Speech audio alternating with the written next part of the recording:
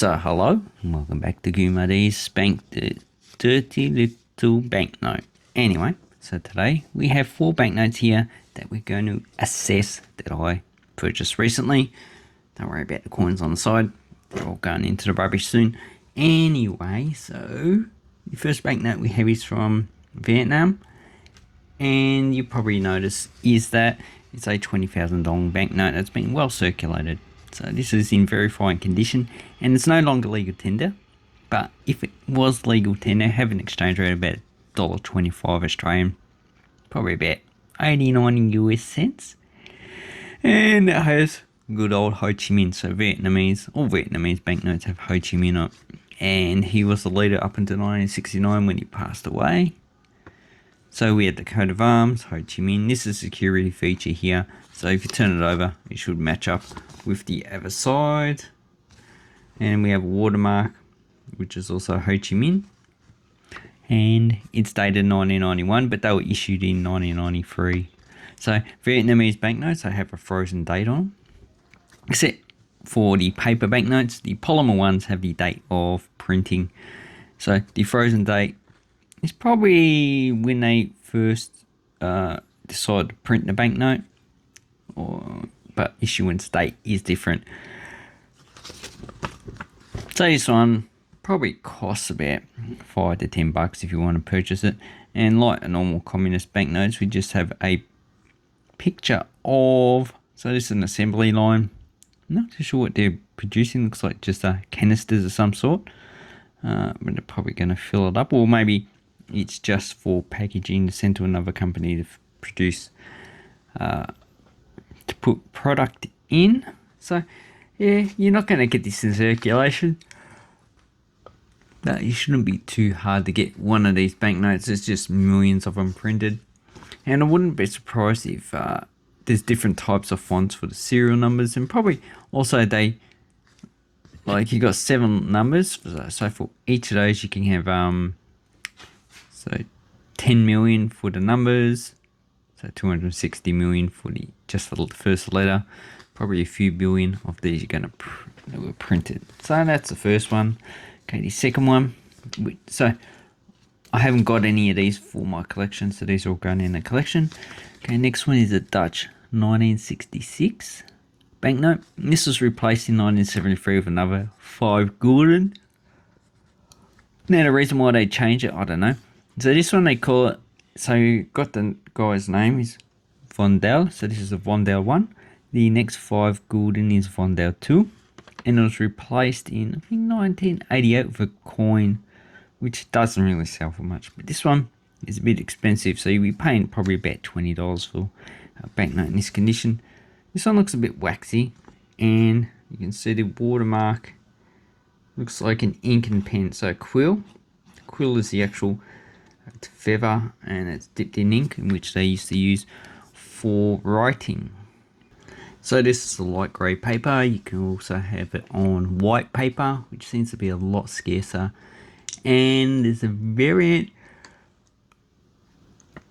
trial issue. So for the trial issue, it has 6AA, and that was just issued in Utrecht for just to see how these banknotes go.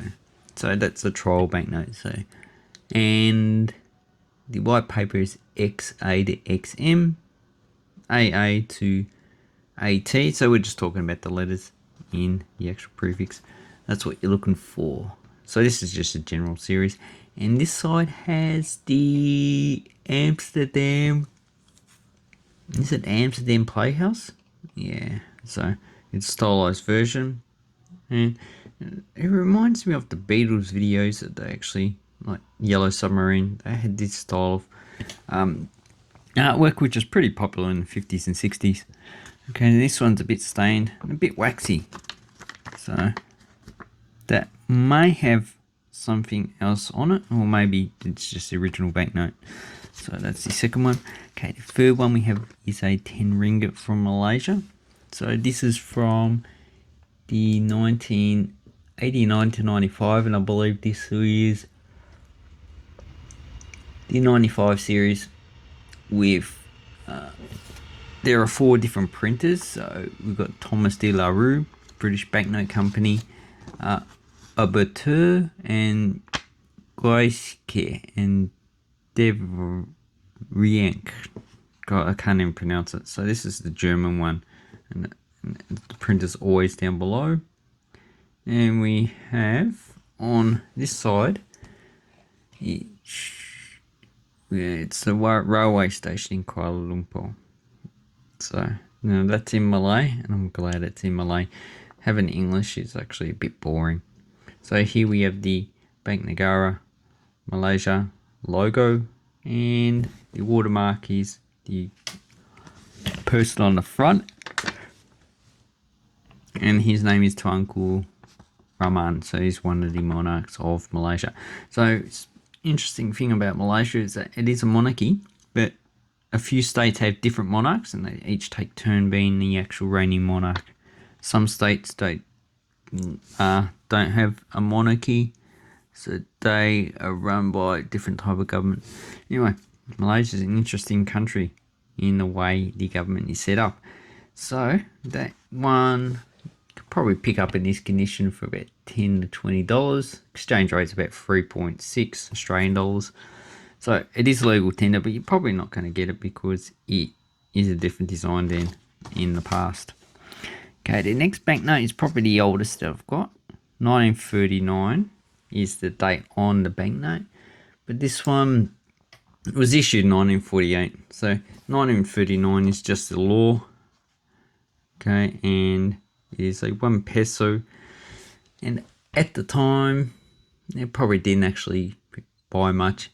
And these costs in uncirculated condition probably about $10. There are quite a few different signatures, and this one is, God, which one do I have? The last issue, 1948, and there are no print. There's print figures for some of them. So some of them you have 10 million printed, some of them you got 25 million, and this one should have Illich, Flores, and Amarenda. So you just go to Numiston, and it has a list of all the signatures. It doesn't have it for all the banknotes on there, but those lists are actually very helpful. Because sometimes you get, oh no, banknote AB or banknote 3C, and you're probably going, which one have I got? It's just got 3C, that means nothing. And Montevideo is the actual capital. You have the coat of arms. The person in the actual banknote is Artigas, and he's one of the liberators of South America from Spanish rule. On this side, we have 3 ships, and this is printed by Thomas de la Rue. And they approach Montevideo's, which is in the background, so we've got some land. So I'm not too sure what ships they are. They could be just generic ships, or they could be probably ships of the Spanish Armada actually going to colonize South America. So anyway, that's that banknote. Here the choo-choo train in the background. It's only about 30 meters at front. And the last banknote is probably the most one of the more expensive banknotes from China. So this is a 1965 dated, although it's probably issued a lot later, like the 1980s banknotes we issued probably 1988. And this one you can get, so this has Roman letters, which is a bit strange, you know, because it's China. Probably would have thought it had Chinese characters on it, but no, they put Roman letters, so you can have 2 or 3 Roman letters and Roman numerals. Actually, yeah, the Roman numerals, not Roman letters, got 3 and we've got 8. Then you got Western Arabic numerals. So really, that's a bit strange. In the middle, we have different people from different backgrounds. So we have, looks like a nurse, soldier, probably an office worker, and also different ethnic groups based on the clothing that they're wearing. And on the side we have different languages. So we've got Mongolian, Tibetan, Uyghur, and in Latin I can never remember what language that is. Okay, that's the Zhang language. So we've got really Sino-Tibetan, so that's one language family. Mongolian, another language family. Uyghur, so I'll take another language family. And this one's the Tai language family. So you can see that there's a lot of Kra Dai language family. So that is very interesting, and that also includes Thai and Lao. So that's what that is related to. This one's related to Turkish. This one's related to Mandarin, Chinese. This one's language family in itself, and it's probably the biggest one that is part of it. So, and on the back, it looks like we have the Great Hall in Tiananmen Square, and it's probably part of the palace. And I like the actual flowers on the side. It might be a type of rose. Here we have the coat of arms of the People's Republic of China. 10 yuan. Yeah, so that one is not probably the most expensive out of all these you're going to get. If you want to get an uncirculated one, you're going to be paying a lot more money. So I hope this helps you with your banknotes. And I'm going to have to shut the door because the neighbours are actually playing horrible music. I don't know what they're playing. Anyway, thank you very much. Have an awesome coin and banknote collecting time, and take care.